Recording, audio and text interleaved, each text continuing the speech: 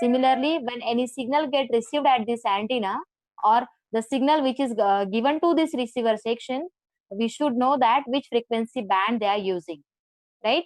So to know that, to select that, this frequency synthesizer is used, correct? So from the diagram you can see the direction are given. Frequency synthesizer will decide the frequency band. Those frequency band will be given to transmitter plus to the receiver, and obviously the frequency band for transmission will be different as compared to the frequency band for the reception. So both the frequency bands will be selected with the help of the frequency synthesizer. Okay. Now next two blocks are there. One is called as a logic unit, the other is called as a control unit. These two blocks, both of them combinedly are used to control the operation which is going on in these three sections. Like logic unit provide different signals or control signals to the transmitter as well as the frequency synthesizer, and control unit is used to control the activities which are taking place in the handset or the unit, like uh, uh, on the screen what particular message is being displayed, how the microphone is, how the loudspeaker is operating, right, how signals gets transferred from one section to another, likewise. So all these parameters are controlled with the help of this control unit. Okay, so control give the signal unit, and logic will give signal to all the three sections simultaneously, to the transmitter also, to the receiver also, and to the frequency synthesizer. Okay. Now in this direction you can see the transmitter will transmit the signal which is to be transmitted through this line, correct, direction is shown, and then it will be given to the antenna. Similarly, when signal received at the antenna, signal will be given first to the, so that it will be received properly, and then the other operations you can see. So this is the general block diagram phone unit. This hand is shown that this section is nothing but loudspeaker. This section is nothing but different and control manually of this complete unit operates a battery, that we know that. So it has operated battery which is reliable.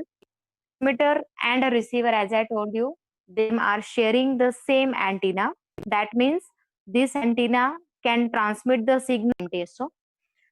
So when a mobile unit is located at a particular place or it is mounted on a vehicle, that time the amount of output power which is being required, it is equal to 3 watts. This much amount of power is consumed when it is installed in a vehicle. But the output in a vehicle, that means it is continuously moving, right? So when the mobile handset is moving, that it requires a total power consumption of 3 watts. And when the mobile is set at a particular location, that means it is in a moving fashion, that time the power consumed is less, and it is equal to near about 500 milliwatts. Okay, so this much amount of power FM unit, I can say it, that means it performs frequency modulation here, and it operates in the frequency range of 825 to 845 megahertz. Okay, so this transmitter works on this frequency band 825 to 845 megahertz. This is a standard range of band for transmission purpose. Similarly, for reception, the frequency band which we are using, it is from 870 to 890 megahertz. Okay, so again you can see for the reception purpose, this is the band used, 870 to 890 megahertz, and for transmission 825 to 845 megahertz. So you can see total 40 megahertz of the frequency range is used for transmission as well as reception. Here you can see 20 megahertz, and here you can see. So this is just the bands used for mobile phone communication for transmission and reception. And in between the frequency band of transmission and frequency reception, 45 megahertz of gap. 45 megahertz of gap you can see. This is just for the purpose to avoid the interference. या दोन्हीही band मध्ये 45 मेगाहर्ट्झचा difference आहे. Correct. हे कशासाठी difference ठेवलाय आपण? Directly continuous मध्ये आपण घेऊ शकत नाही, कारण बऱ्याच वेळा सिग्नल इंटरफिअर होऊ शकतात एकमेकांमध्ये. So to avoid that interferences, this 45 megahertz gap is provided between the transmission band and reception band. The antenna which we are using here is a type of a duplexer. Duplexer, that means it is also called as a isolator, correct? And duplexer, meaning of duplexer means this is acting as for transmission also and for reception also. Isolator, that means whatever the signal is being transmitted, that signal will be isolated. That means it will be separated out from the signal which is being received, because we know that here full duplex communication takes place. So signal transmission and signal reception, both the process takes place simultaneously. But which signal is being transmitted and which is being received, to separate out that form, this is a type, that is a duplexer. Duplexerचा अर्थ असा होतो किंवा आयसोलेटरचा अर्थ असा होतो की जी signal तुम्ही transmit करताय ती वेगळी असणार आहे जी तुम्ही रिसीव्ह करताय त्यापेक्षा. म्हणजे दोन्ही सिग्नल मिक्सअप होत नाही, बिकॉज हे अँटिना आयसोलेट करतात दोन्ही सिग्नल्सला, म्हणजे सेपरेट करतात ट्रान्समिटेड सिग्नलला पण आणि रिसिव्ड सिग्नलला पण. So what is that called as. इथे रिसिव्हर जो आपण यूज करतो that is mostly is of a type super heterodyne, जे ऑलरेडी तुम्ही मागे स्टडी केलेला असेल. We have very large advantages of this super heterodyne type of a receiver, that you know it very well. So super heterodyne type of a receiver we are using here, and that receivers are operated on 870 to 890 megahertz of frequency bands. Okay. Now control unit and logic unit, they both of them are operated together, and they provide some sort of control signals to these three sections with the help of MTSO. हे जे दोन units आहे हे continuous यांना signal send करत असतात, ज्या signals required आहे कम्युनिकेशन साठी, and those signals are also controlled with the help of MTSO. Okay. So this is a general block diagram of mobile phone unit. Mobile unit consists of 5 different blocks: control unit, logic unit, transmitter, receiver and frequency synthesizer. आता या पुढच्या section मध्ये आपल्याला प्रत्येक unit detail मध्ये study करायचं आहे along with its block diagram. Okay. So as I told you, which are the different frequencies used in this mobile phone unit. For cellular communication, 40 megahertz of frequency spectrum is allotted in 2 slots. So for this cellular communication, means mobile communication with the help of this mobile handset, we provide 40 megahertz of frequency band, which is splitted into 2 slots. First slot is ranging from 825 to 845, as I told you here, correct? And second one is ranging from 870 to 890 megahertz. Each slot is of 20 megahertz wide. One slot is used for transmission and other slot is used for reception. Now out of this, the lower band of frequency, that means 825 to 845 megahertz, it is used for transmission, and higher band of frequency, that is 870 to 890 megahertz, that is used for reception. Now within this both the bands, means 20 megahertz of transmission, 20 megahertz of reception, we have total 666 channels, out of which 333 are used for per slot. Means here we have, see, this is a 20 megahertz band, right? So for 20 megahertz band, we have 333 channels. Similarly, for this 20 megahertz band, we have 333 channels. See, what is a channel? That you know it very well. For communication purpose, we know that we have multiple users which are accessing these bands, right? Multiple users are accessing this frequency band, And for accessing purpose, we know that we have three techniques: FDMA, TDMA, and CDMA. Based on the same techniques, we can access multiple users on same frequency channel, right? So what we are doing, we are dividing this complete band into small channels, small frequency bands, and each channel will be given to one user or more than one user, depending upon the technique, multiple access technique, right? So here we have 333 channels means we have divided this 20 megahertz into 333 small channels. So we can decide the bandwidth. The bandwidth of each channel will be of 30 kilohertz.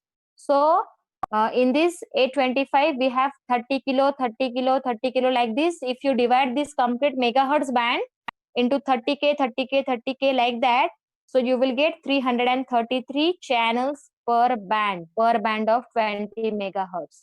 Okay, so this is just a standard form of how we are dividing the frequency bands for transmission and reception.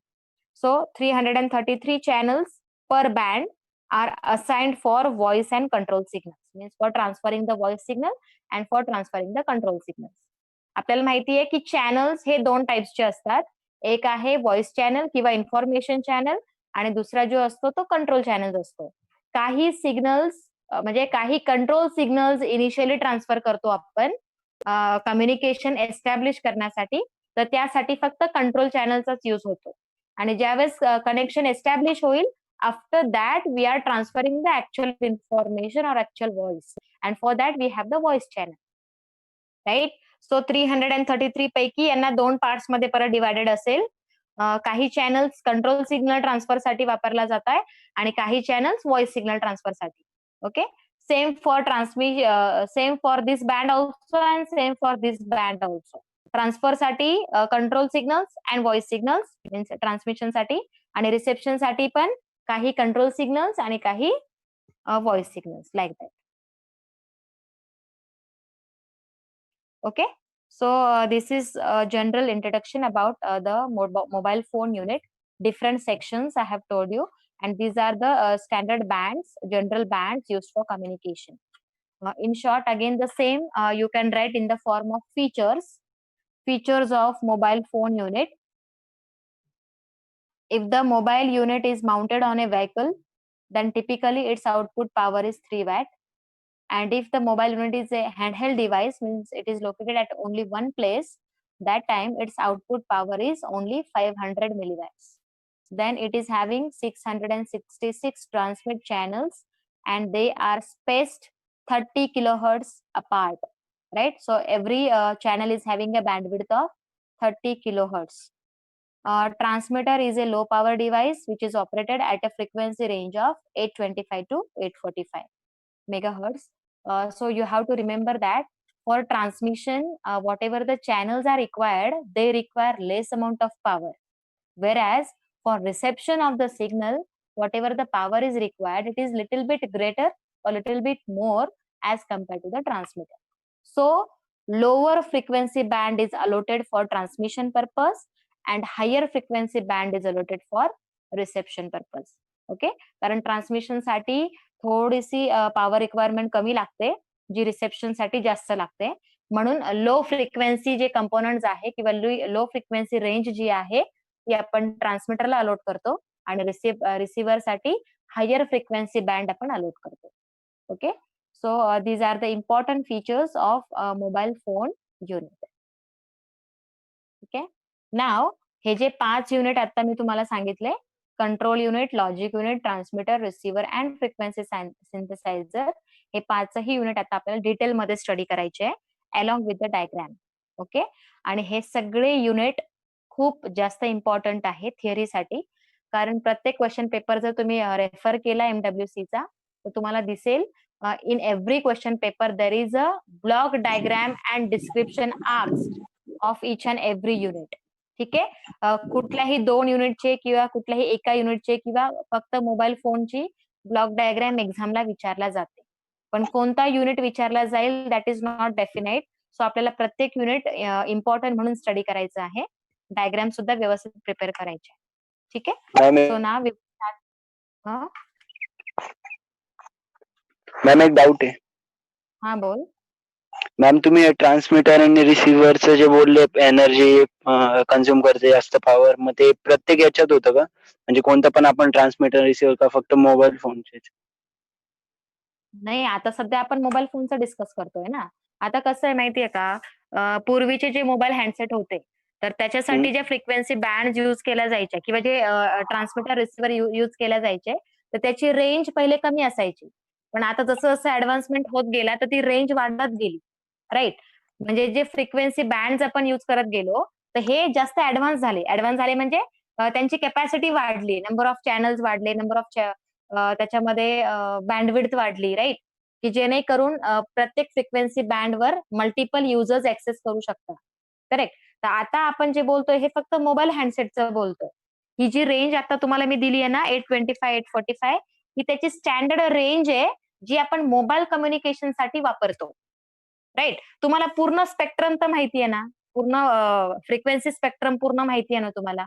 G lower frequency band आहे, ही lower signal ट्रान्समिशनसाठी आपण वापरतो. जसं-जसं frequency range वाढत जाते, जसं की आता ही megahertz range आहे. तर मेगाहर्ट्झ रेंजमध्ये तुम्ही कोणकोणत्या टाइपचे सिग्नल ट्रान्सफर करू शकता? एक तर पिक्चर इन्फॉर्मेशन ट्रान्सफर करू शकता, व्हॉइस सिग्नल ट्रान्सफर करू शकता, व्हिडिओ इन्फॉर्मेशन ट्रान्सफर करू शकता, राइट? आता हीच जर रेंज तुम्ही गीगाहर्ट्झ मधली सिलेक्ट केली फ्रिक्वेन्सी रेंज ट्रान्समिशनसाठी, तर गीगाहर्ट्झ म्हणजे ती मायक्रोवेव्ह रेंज झाली. तर मायक्रोवेव्ह रेंजमध्ये फक्त व्हॉइस सिग्नल नाही, तर तुम्ही कुठल्याही टाइप्सच्या साउंड सिग्नल ट्रान्सफर करू शकता किंवा लाईट सिग्नल ट्रान्सफर करू शकता. जे तुम्ही ऑप्टिकल फायबरमधनं जी इन्फॉर्मेशन ट्रान्सफर करता ती मायक्रोवेव्ह रेंजची असते. किंवा काही एक्स-रेज झाले, गॅमा रेज झाले, राइट? तर ह्या ज्या रेज आहे किंवा ह्या ज्या सिग्नल्स आहे, यांना फ्रिक्वेन्सी खूप हायर लागते ट्रान्समिशनसाठी, राइट? तर आपण ही जी रेंज आता डिफाईन केली आहे ना, ही फक्त मोबाईल सिग्नल ट्रान्सफरसाठी आहे. मोबाईल सिग्नल म्हणजे काय? याच्यामध्ये व्हॉइस सिग्नल पण येते, पिक्चर सिग्नल पण येते, व्हिडिओ इन्फॉर्मेशन पण येते आणि काही डिफरंट टाइपचा डेटा पण येतो. तर हे सगळे डेटाज ट्रान्सफर करण्यासाठी ही स्टँडर्ड रेंज आहे. करेक्ट? मग ही कुठे व्हॅरी होत नाही. म्हणजे मोबाईल चेंज झाला की ही बँड व्हॅरी होणार असं काही नाहीये. ही स्टँडर्ड रेंज आहे प्रत्येक मोबाईल फोनची. समजतंय ना?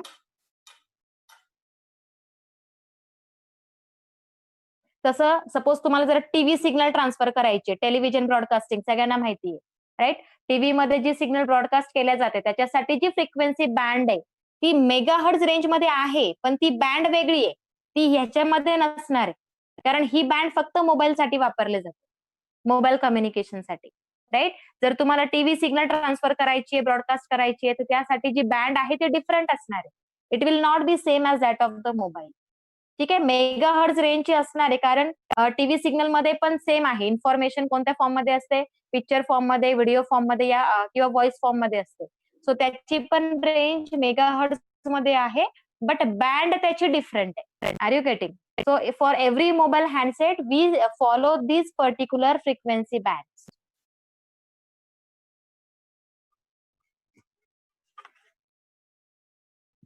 ठीक आहे प्रथमेश? आता आपण पुढे कंटिन्यू करूया. First block that is nothing but a frequency synthesiser. ठीक आहे. जसं मी सांगितलं आपल्याला प्रत्येक ब्लॉक जो आहे मोबाईल फोन युनिटचा तो डिटेलमध्ये स्टडी करायचा आहे. So first block will be of frequency synthesizer. This is a block diagram to understand how frequency synthesizer is operated. ही पण डायग्राम तुम्ही एकदा रेफर करा.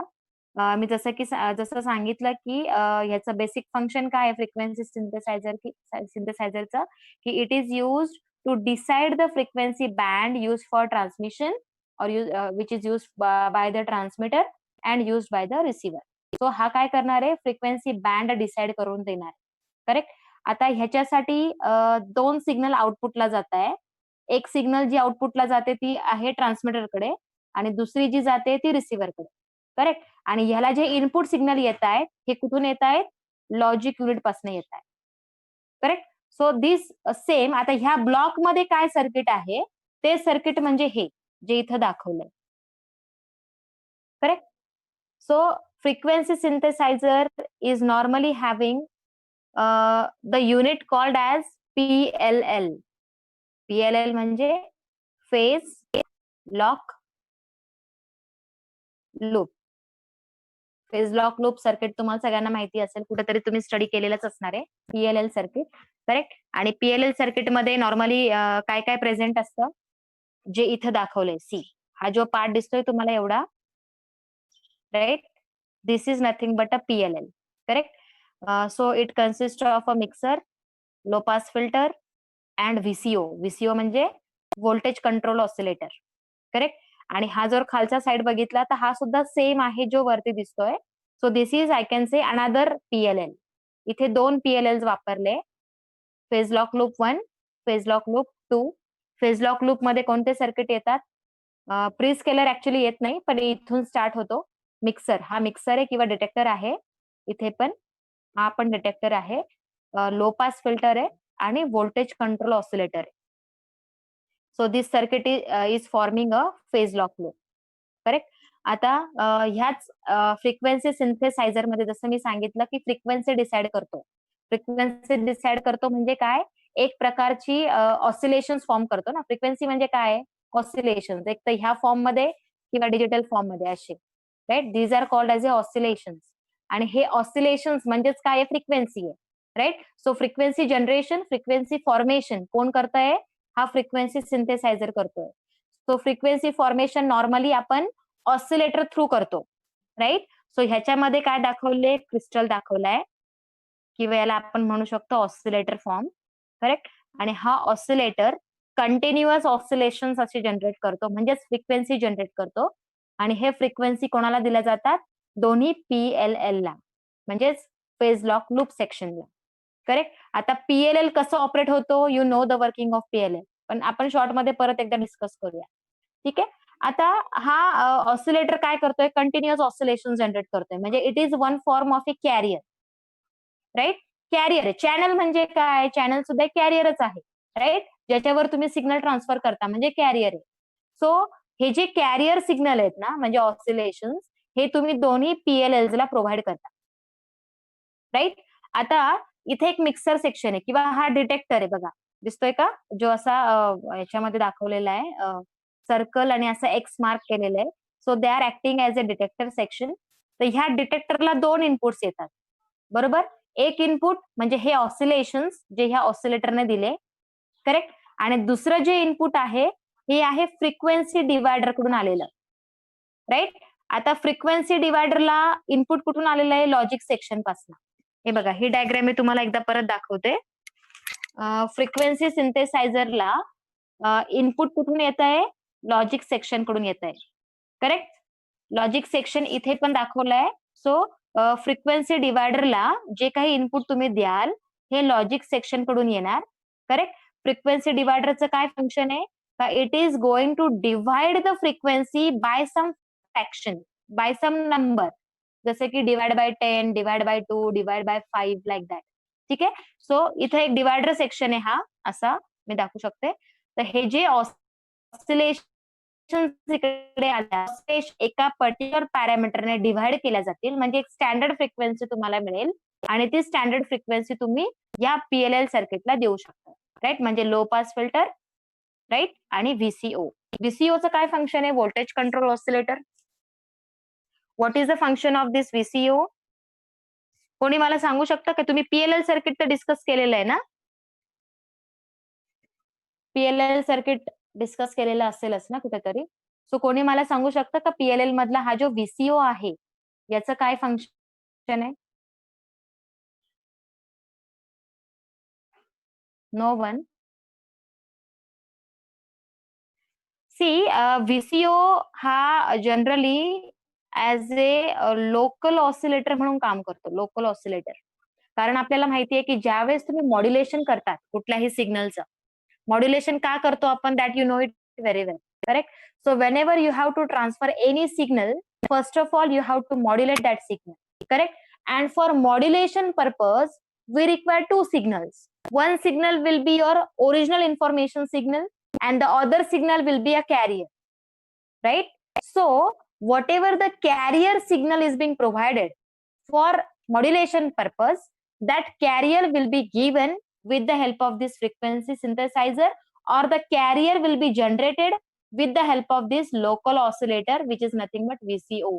VCO हा सिंपल लोकल ऑसिलेटर आहे जो एक स्टँडर्ड कॅरियर फॉर्म करतो आणि तो कॅरियर किंवा ती जी सिग्नल आहे as a form of carrier ती पुढच्या सेक्शनला देतो. राईट. आता मॉड्युलेशन डिमॉड्युलेशन हे कोणत्या सेक्शन्स मध्ये होणार? मॉड्युलेशन डिमॉड्युलेशन हे ट्रान्समीटर आणि रिसिव्हर मध्ये होणार आहे. कारण अँटिनाकडे सिग्नल जाण्यापूर्वी ती मॉड्युलेट केल्या जाते. म्हणून मी असं म्हणेल की ट्रान्समीटर मध्ये मॉड्युलेटर आहे जो सिग्नल मॉड्युलेट करणारे आणि मग ट्रान्समिट करणारे. तसंच रिसिव्हर मध्ये डिमॉड्युलेटर असणार आहे कारण जी सिग्नल रिसिव्ह झाली आहे ती आपल्याला ओरिजिनल फॉर्म मध्ये पाहिजे. सो आपण त्यांना डिमॉड्युलेट करणार आहे म्हणजे opposite process of modulation. Right. आणि डिमॉड्युलेटर कुठे असणार आहे? रिसिव्हर मध्ये. सो मॉड्युलेटरला आणि डिमॉड्युलेटरला दोघांनाही एक कॅरियर सिग्नल किंवा रेफरन्स लागतो आणि ही रेफरन्स सिग्नल कोण प्रोव्हाइड करतं? हा VCO. करेक्ट. म्हणून तो फ्रिक्वेन्सी सिंथेसायझर मध्ये आहे अवेलेबल. सो इथून जी सिग्नल बाहेर पडेल that will be in the form of carrier and that carrier will be given to modulator block in the transmitter as well as the carrier will be given to the mixer in the receiver. See, इथे पण carrier जातोय. Carrier पहिले mix होतो आणि कोणाला दिला जातो? Transmitter सेक्शनला.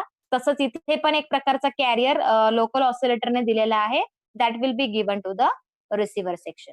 So आता बघा इकडे ही जी डायरेक्शन आहे ना ही कोणत्या सेक्शनला जाणार आहे? ट्रान्समीटरला. आणि इथं जी डायरेक्शन दाखवली आहे ही कोणत्या सेक्शनला जाणार आहे? रिसिव्हरला.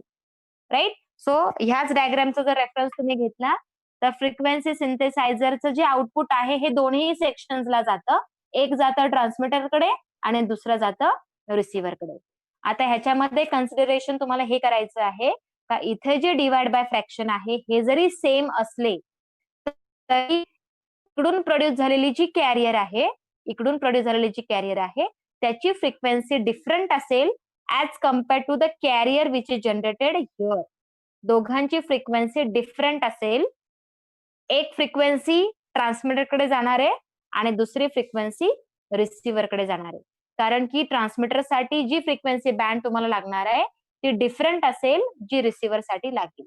म्हणून हा डिवाइड बाय फ्रॅक्शन किंवा फ्रिक्वेन्सी डिवायडर जो आहे तो अशा पद्धतीने काम करतो का ह्या PLL सर्किटला फ्रिक्वेन्सी कॅरियर हा वेगळा मिळेल आणि इथे ह्या PLL ला फ्रिक्वेन्सी कॅरियर हा डिफरंट मिळेल. ओके.